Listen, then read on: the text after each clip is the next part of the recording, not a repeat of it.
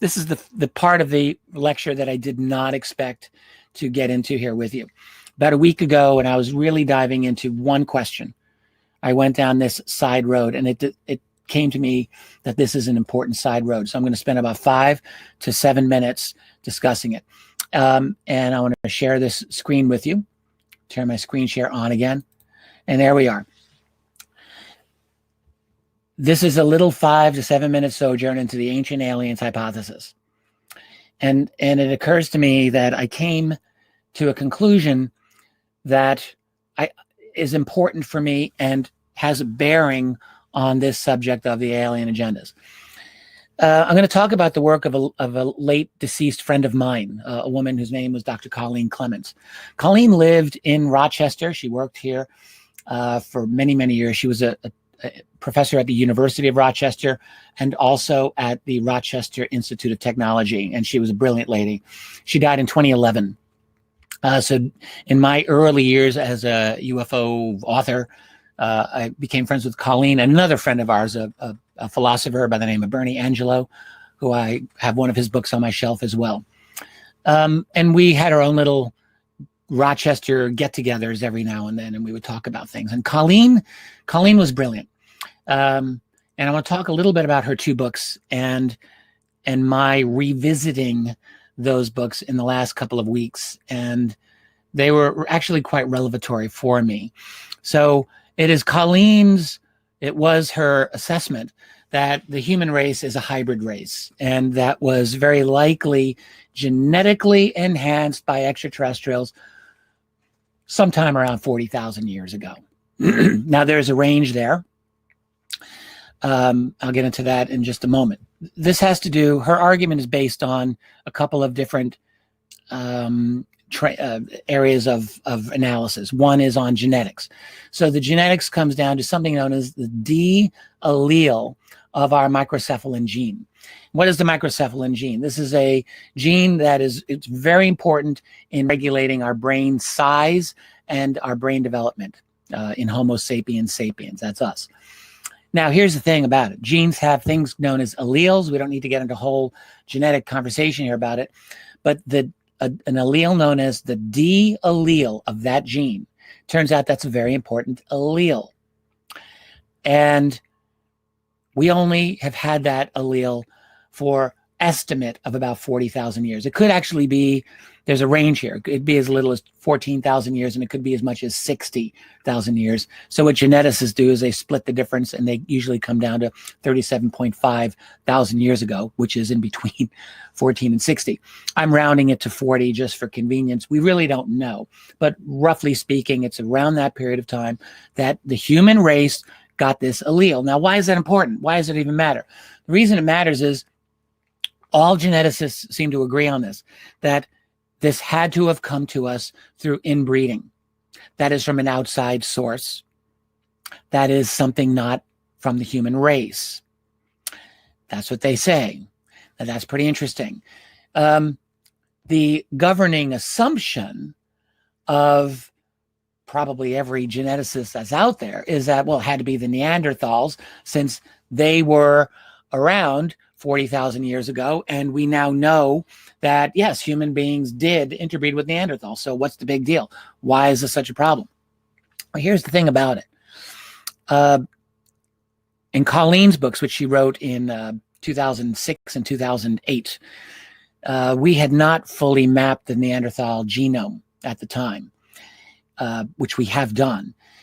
And Colleen, I thought, was very judicious and very rational about her thesis. She said, look, if we find the D allele in the Neanderthal genetic structure, then that, she says, would weaken her argument quite significantly. She said, we just have to wait and see. I think her hunch was that it wouldn't be found. And guess what? It hasn't been found.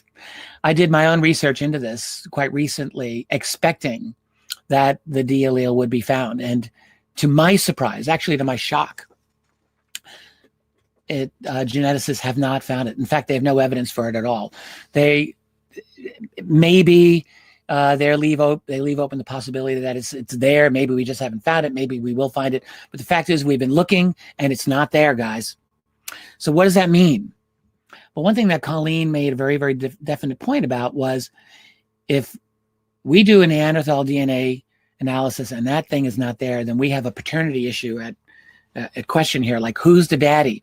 What is the source of that critical component in our genetics?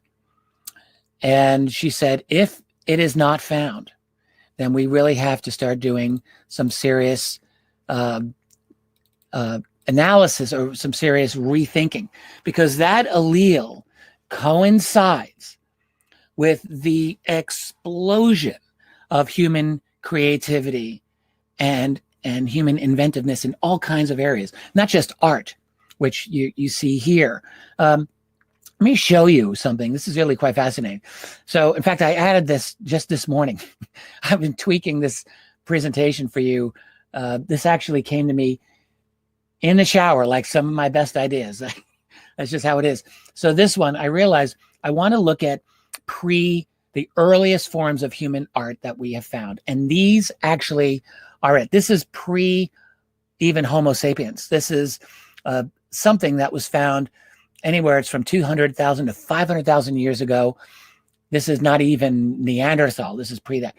Some of the earliest human Homo sapiens artwork that we have, or let's call them designs, are here and here. This is sub-Sahara Africa. And you can see it's like a very interesting pattern of lines from around 70,000 years ago, long time ago. And this is something also 60,000 years ago from Southern Africa. It's not really all that involved. A couple of lines in a obvious form here.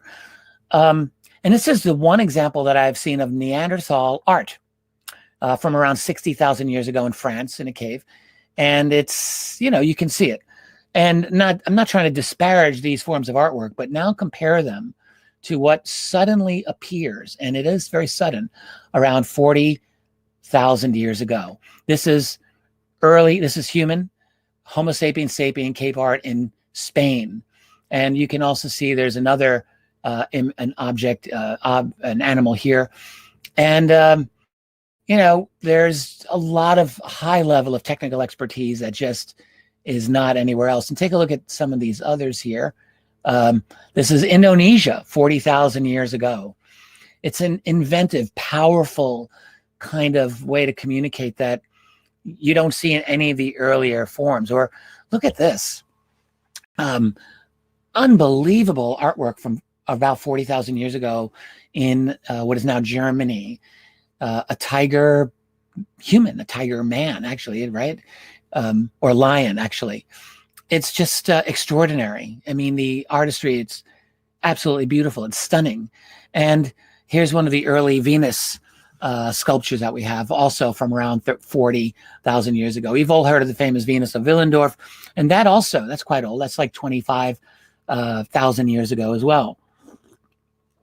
So, and then, of course, all the cave art, places like Lascaux and the like. So my point is very simple, that you can see a jump in artistic genius, really, that happens in our species at seemingly around that time. Those are some of the earliest examples of human art that are available to us.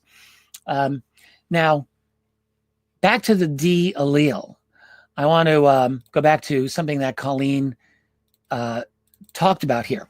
When you do a genetic analysis of the D allele, it's not in 100% of the human population. It is in about 70% of the human population worldwide to this day. So that means it started somewhere and it spread through it was positively reinforced through selection. And so now we're at a point where 70% of the people in the world have this allele. Where did it start? Well, we don't know exactly, but we have a pretty good guess that it started around here in North Central Asia. Why is that? Because in the Mongolian population, they have a 100% incidence of D alleles. The second highest population is the Yakut population near Siberia here, all the same region. And with lower percentages, the farther out you go. So it's a reasonably good argument that this allele was introduced to us somewhere in this general region.